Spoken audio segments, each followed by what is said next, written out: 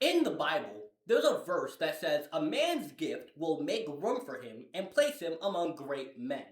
Obviously, that's not exclusive to men. That's just how it was written 2,000 years ago. What it means is that your gift, the thing that just naturally comes to you, will put you in these big rooms with powerful people and great opportunities. The issue, though, is we allow people, places, and things outside of us, as well as ourselves, to convince us that my gift is too small to put me in these big rooms. I'm not smart enough. My music isn't good enough. I'm not the best in the world at this thing. I'm not the next Van Gogh. No one's gonna buy my painting, so why should I even try? You should try because it's possible. You should try because it just might work.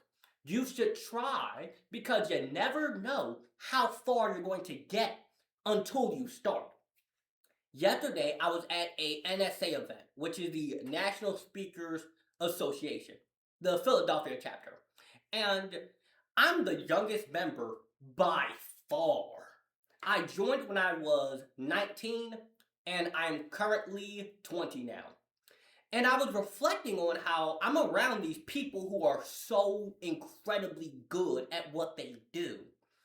Around these people who are far older than me, they know more than me, and they have so much more experience than me. But that doesn't take away from my gift. It doesn't take away from what I do.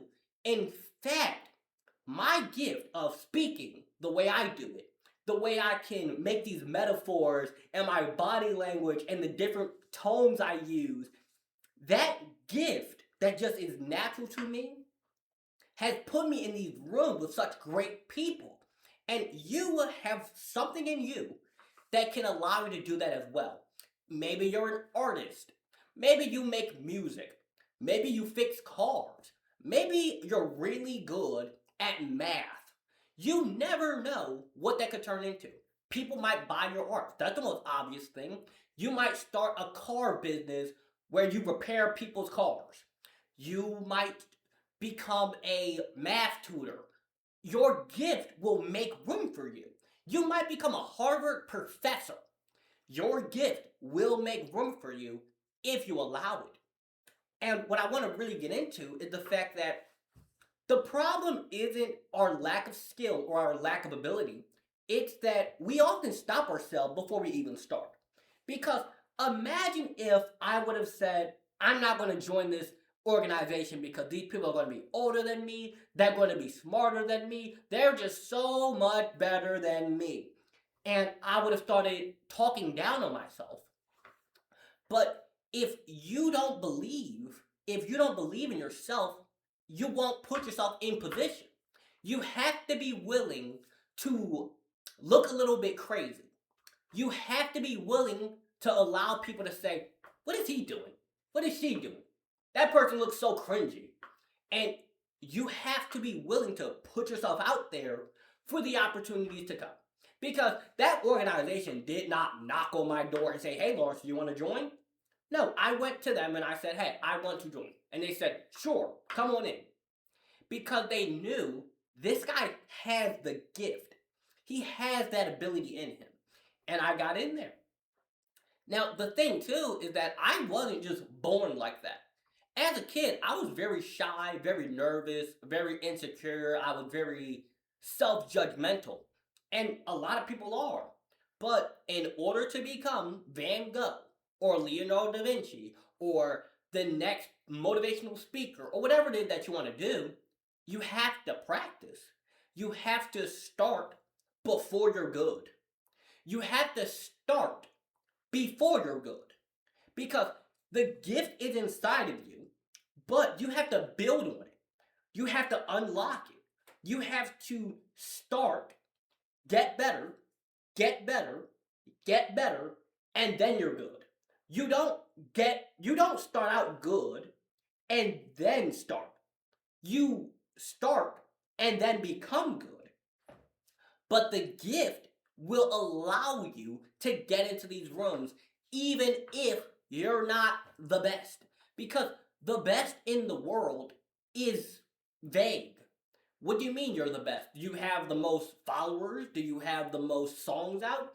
Do you have the most records? What does that mean?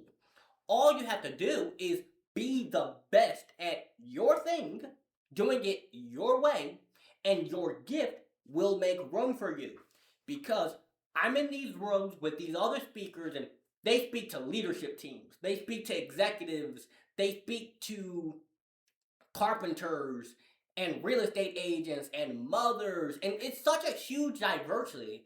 But the core thing is the gift of speaking, the gift of music, the gift of art, the gift of being able to help other people through. Maybe you become a doctor. We can use that as an example. The gift of healing. But it's not about trying to do it the same way that other people do. It's about doing it your way. Because if you're not doing it your way, your people can't find you. And we have enough people who are trying to become the next Beyonce.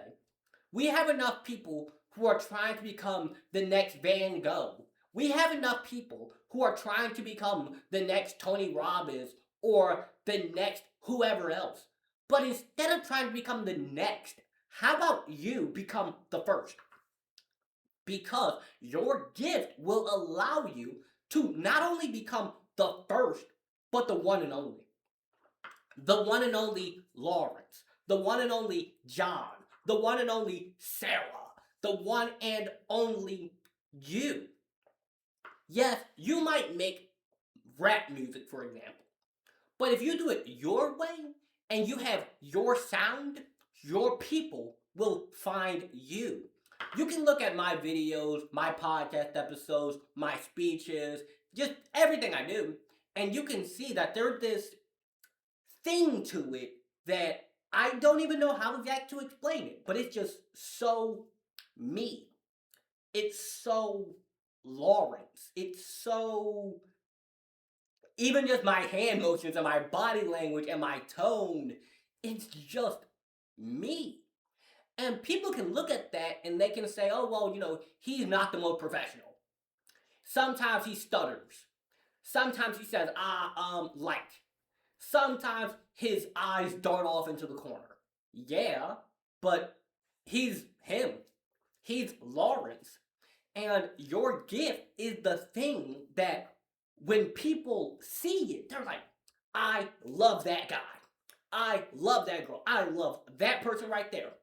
People who are trying to become the next someone else, you blend into the crowd because you can only be as good as you are. And what I mean by that is if you're trying to become a copy of something, you're not original. Trying to become a copy does not make you original. And it's great to take inspiration. It's great to learn from people. It's great to see, hey, that works right there. Like, that's a good idea. And you take it and you adapt it to your own way. You take a little bit of this, a little bit of that, a little bit of that, a little bit of that, and you blend it together and you do it your way. Because even though I am a very different person, I'll say that. Even though I'm a very out there kind of guy, I know how to be very focused and intentional and clear with the information I want to get across when needed. And that's something that all of us can develop. It's about just doing it in your style, your way, using your gift so that you can get everything that's meant for you. Because the doors that are meant for you, those won't shut on you. I know a lot of times you may have people, places, things, and opportunities that just ghost. You thought it was going to work, but then it didn't. And I believe that that's simply a sign that that wasn't truly meant for you. There's something bigger coming. There's something better coming. There's an opportunity that is so unique to you that your gift will make the room for you to get into these great rooms. even if you're young, even if you don't come from a family of doctors and lawyers and college graduates, even if you don't come from the richest neighborhood, even if you don't have the best education, even if you grew up around people who said you can't, there's no way, it's not possible for people like us, there's no way we're going to succeed, your gift will make room for you. Not it might, not it could, not it's possible. No, it will. It's guaranteed. It's going to make room for you. You just have to be consistent. You just have to keep showing up. You just have to keep putting it out there. Even on the days when you don't have it all together. Even on the days when your YouTube video quality might be pretty bad, like the camera is blurry, the microphone sucks, you just gotta put it out there. Because you never know how far you're going to get. You just have to start. And when you start, you just have to keep going. Momentum is a really incredible thing. Momentum is what happens when you get the ball moving. The hardest part is getting the ball rolling. But once you get the thing rolling, it just gets faster and faster and faster. And sometimes, obstacles, well, not even sometimes, but guaranteed it's going to happen sooner or later, obstacles will come. Challenges will come. Issues will come. But these are not obstacles. These are not challenges exactly. They're an opportunity for you to become better, to become stronger, to become more skilled at what you do. When you go to the gym, you have to tear down the muscle to build it back up. When you start your music career or your art business on Instagram, there will be people who say, I don't like it. There will be people who say mean things. There will be people who don't like it.